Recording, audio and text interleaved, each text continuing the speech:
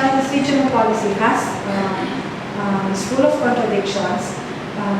In a way, some Chinese, I don't know how seriously, but apparently even among some well-known scholars in China, they still somehow see the future of the region as being China-centric. Middle Kingdom pa rin. As if maibabalik mo yung tributary state kind of relations that existed during ago. Now, I think that kind of expectation sort of flies against the realities. No? China will have to wake up from that kind of misguided expectations, if it is prominent. Now, the Philippines has a lot of issues here that we need to resolve. I think a fundamental question is, how do we treat China? Recently, if you may have heard that Secretary De Rosario, he's on his way out, our DFA Secretary, he's on his way out, and ang bilin niya is, he thinks that the next government should keep a principled foreign policy on this issue. We have filed a case, arbitration case, respect the outcome, and see the process through. Hindi yung magpalit ng gobyerno, magpalit na rin ang policy. We drop yung arbitration, biglang makipag-usap sa China, makipagbate, and so on. So he is calling for a principled policy towards China, especially on this issue. But there are others who feel that we need a more pragmatic policy. Para sa kanila, hindi mo naman kaya paluhin ng China, ang laki naman yan. Hindi mo naman pwede umalis. Hindi ka naman pwede umalis. Kapitbahay mo pa rin ng China, whatever you do. So, why be confrontational? Why be provocative in some sense? When you can try to negotiate, it's better to sit down and do what China wants. Just negotiate with them bilaterally. May mga ganun din na opinion. So, what is the proper approach for the Philippines, considering that, second point, we have to rely on an alliance whose credibility and legitimacy is also increasingly in doubt. We don't have our own military capabilities, so we have to rely on the United States. But is this a credible alliance? Since the 1950s, every time we have negotiations with the United States before about the bases, about the military bases here, parating issue na yan. Does the alliance commit the U.S. to the defense of the Philippines in the case of disputed territories? At that time, we probably had Sabah in mind, not just the Quandaries. And the answer persistently was no. No, the alliance does not cover South China Sea, Sabah, and so on. Now that discourse has changed because now it is in the interest of the United States to say that, to sustain the alliance and to say that yes, it is relevant. Although the U.S. is still not taking sides on the territorial dispute. So the discourse coming from the Obama administration has changed. But on our part, we've had rough times with the U.S. Even the military establishment, kikwento nila, the 10 years right after the expulsion of the bases in Tartu and Subic, were really, downhill na yung relationship with the U.S. Not just militarily, but economically, practically nothing. At hindi man lang magkaibigan na relasyon. Now, people remember that on the Philippine side. And so there are also questions on both sides, as a matter of fact. For the Filipinos, our decision makers, our strategic planners, they always have to ask themselves, sigurado ka ba tutulong ang US? And the answer is, hindi ka sigurado. Hindi ka sigurado. So you better rely on yourself. You better expand your partnerships with other countries and start thinking about a more self-reliant defense capability. Now that's going to happen. Maybe it's not going to happen in the next 50 years. By then, we don't know what the issues with China are. And then there are issues about legitimacy of the alliance, because we have a constitution that already eschews foreign military bases. We have a constitution that renounces war as an instrument of national policy, and so on. So this will be a continuing debate in the Philippines. What is the role of this alliance? Okay. Another problem for the Philippines is we are placing, I say, exclusive claims on resources that can only be jointly developed. So more specific to the West Philippine Sea, we're talking about oil and gas, which we consider a main driving force for the Philippines to want to win that arbitration case. So para sabihin na ng arbitration panel, yung oil and gas na yan, because it is within the Philippine EEZ, the continental shelf, Philippines ang dapat mag-develop. Do we have the capability to develop? We don't. Wala tayong technology, wala tayong capital to do that kind of development. So in the end, it will have to be offered for cooperation, joint venture, investments, and so on. So what we, I guess, what we have been so jealously pushing as statement ng Presidente, what is ours is ours. Kung sumampa ka sa recto ba, para ka nang sumampa sa recto avenue, that kind of West, that is what I call West Philippine Sea mentality. In the end, to make use of those resources, still we will have to look for formulas for cooperation. And as a matter of fact, many countries, many of our neighboring states are engaged in cooperation with China on oil and gas development, not in disputed areas, but onshore, sa kanila. And I think we are open, the Philippine side also is open to that kind of cooperation. So what I'm pointing to is really the disjoint between the exclusivist rhetoric, atin to, sovereignty, or sovereign rights, no? And the reality that we don't have the capability to develop this on our own, and that in fact the big oil players that operate in the Philippines are getting much more from their operations here than we are. No? Okay, and with respect to the arbitration, of course, the point that we cannot answer is that we're assuming that the arbitration will have a good outcome for the Philippines. And the panel says that, okay, we will have the use of the resources will belong to the Philippines. How do we enforce that? China has already said, hindi namin papansinin. We will not be bound by the outcome. We did not participate. From day one, we chose not to participate, and therefore we will not be bound by any decision of the panel. So what if China persists, say, in patrolling areas within our EEZ? So a decision by the panel will probably enhance the legitimacy of the Philippine claim.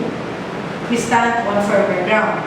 The international community will not think twice about supporting the Philippine position this time. No? Because we have had a lot of fence-sitters. Vietnam has been wanting to do what the Philippines did. Pero hindi sila sigurado. Sasabihin ng Vietnam, mas delikado kami kasi yung relationship namin with China, very close. We're both communist, parties, communist parties. It is still a factor for them. Vietnam also will say, wala kaming alay, unlike the Philippines. Kayo nandiyan ng US, pwede yung takuhan. Kami, wala kaming takuhan kung pag-init na kami ng China. So that is the Vietnamese quadrille.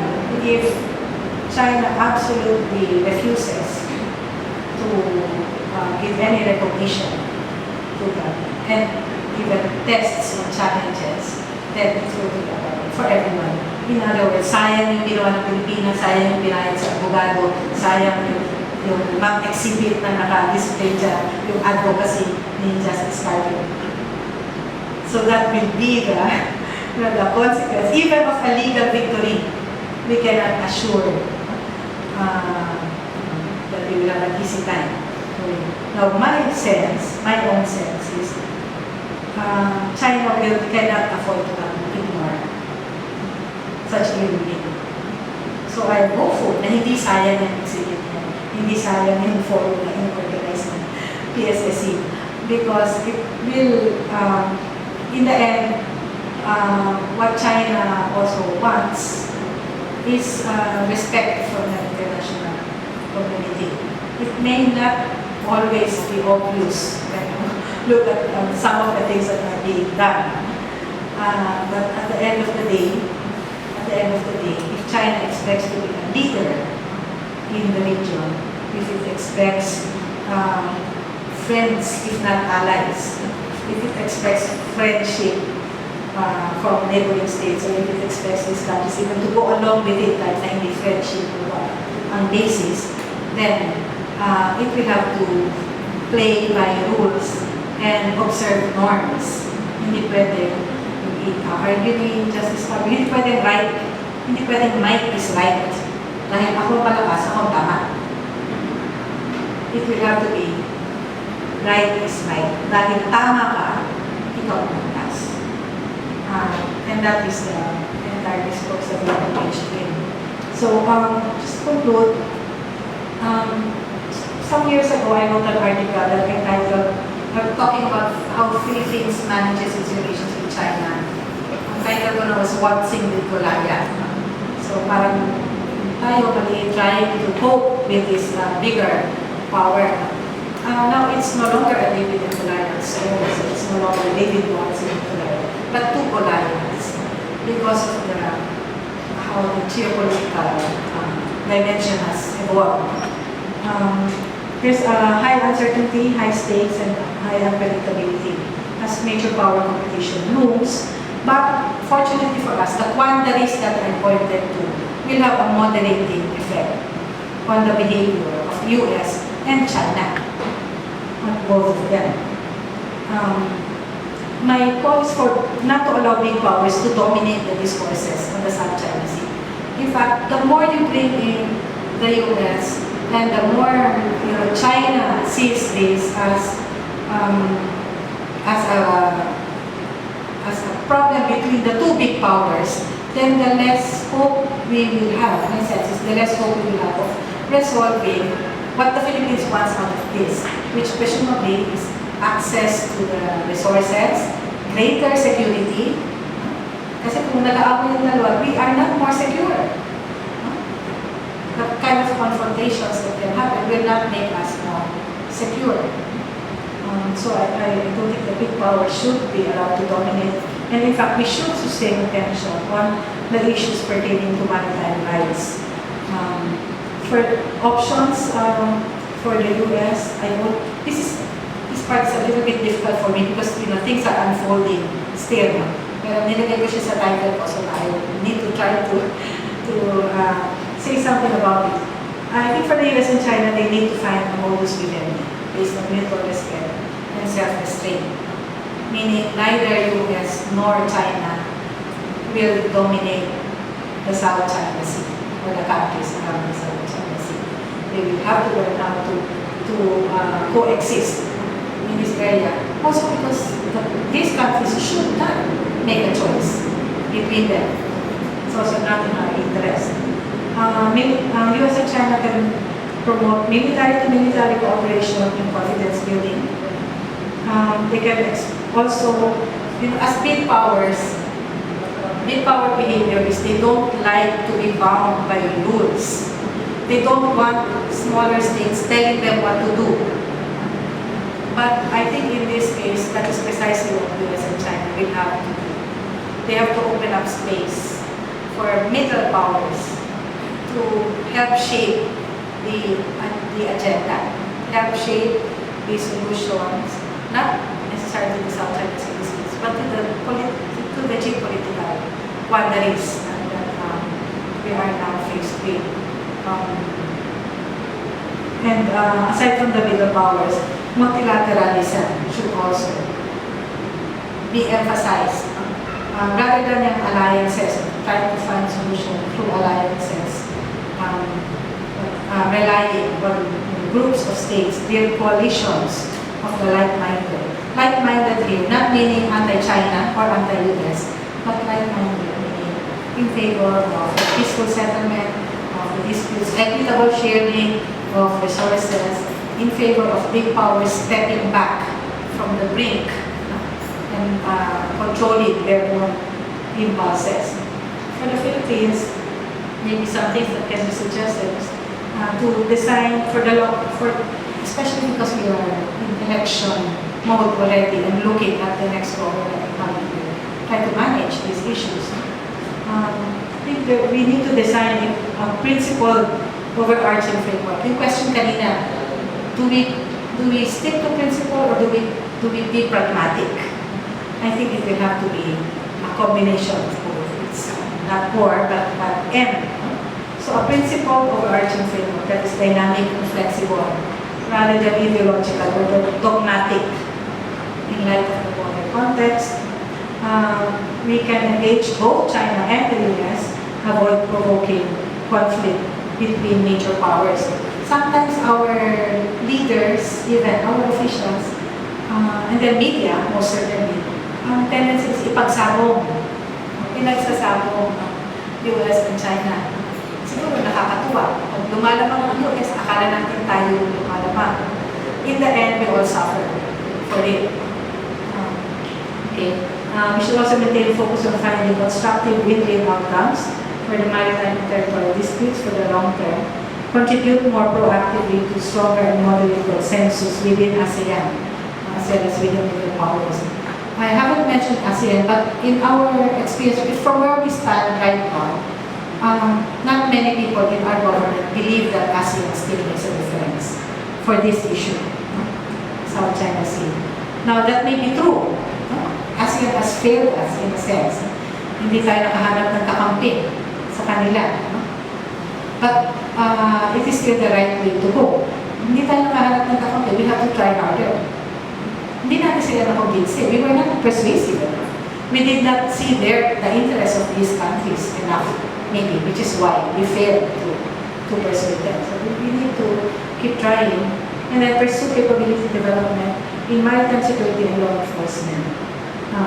As I mentioned, the stronger self-reliance, relevant, and diversified support. So those are some possible things. To conclude, the West Philippine Sea question, again, does not end where our EEZ or continental shelf limits lie. Or it does not end with the decision of the arbitration panel. I think that has to be underscored. Kasi wala tayong plan beyond the announcement of what that decision is. Because I have not heard of any. I've asked, and I'm not getting any reply. Yung mga what if hindi natin makuha? What if makuha natin hindi sumunod ng China? What if may ibang makialam? Those sorts of questions, I think, have not properly been raised. So, just to say, it's not going, the arbitration decision will not be the end. The Philippines has been a proactive player all along, and we must continue to be one, but my sense is we have to be one more responsible, more responsibly, more judiciously. Hindi yung pinagsasabog na powers among others. And in the end, of course, if you read, just have to leave it to history to tell whether the assessment of how the Philippines has been playing its role in the West Philippine Sea issue and in relation to the broader geopolitics of the period, will be seen as positive or negative. So let me end there, and sorry for speaking so long and a hoarse voice. Thank you very much.